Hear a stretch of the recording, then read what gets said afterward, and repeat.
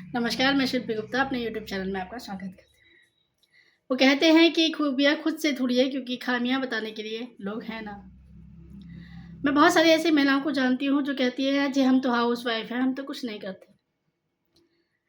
My dear, आप जो करते हो उसकी एक लिस्ट बनाओ और किसी को बताओ और वो सुन के 2 मिनट में इरिटेट ना हो जाए तो समझ जाओ कि आप कुछ तो करती हो।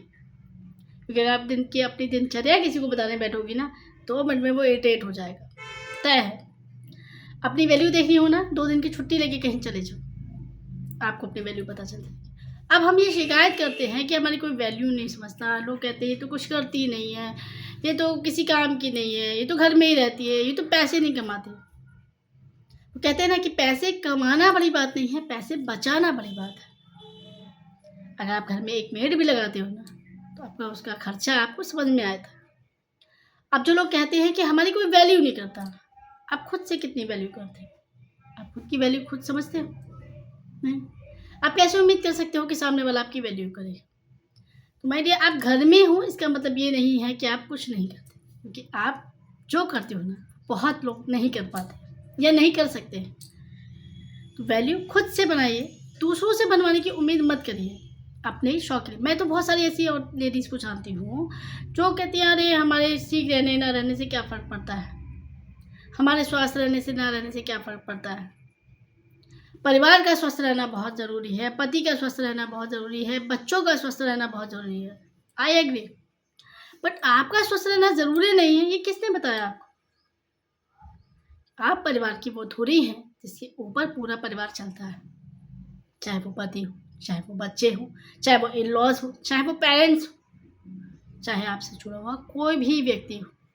हर वो व्यक्ति आपके ऊपर टोटली डिपेंड है, क्योंकि अगर आप अपने घर को सजाते संवारते नहीं, उसको कायदे से नहीं रखते हो, आप उसको ढंग से सुचारू रूप से संचालित नहीं करते हो ना, ये कोई भी व्यक्ति आपसे जुड़ा हुआ आपके परिवार का कोई भी व्यक्ति अपने रूटीन को ढंग से फॉलो नहीं कर पाएगा, ये तय है। ये जानने के बावजूद अपने प्रति इतनी लापरवाही, जीवन में उदासीनता, हमारा कोई शौक ही नहीं है।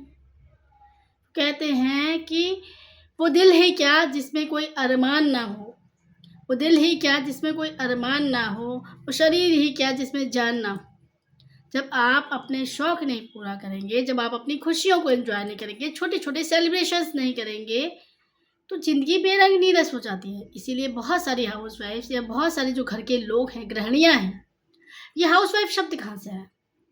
सबसे पहले ये समझना है, क्योंकि हमारे कल्चर में हाउसवाइफ शब्द है ही नहीं। हमारे कल्चर में गृहिणी शब्द है, गृहिणी जिसका पूरा ग्रह ऋणी, एहसानमंद।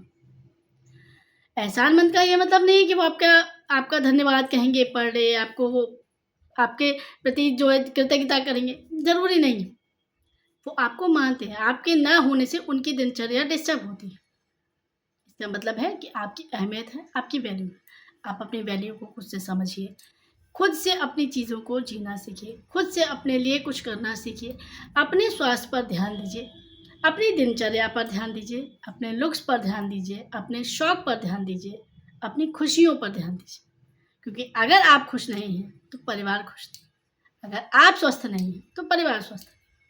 तो बहुत सारी महिलाओं से मेरा निवेदन है, मेरा कहना है कि गुजारिश है कि खुद को कमतर ना आके अपनी ज़िंदगी में अपने अरमान, अपने शौक रहने दीजिए। अपनी वैल्यू खुद से करें, क्योंकि आप अपनी वैल्यू नहीं करेंगे तो कोई आपकी वैल्यू नहीं करेगा। Thank you.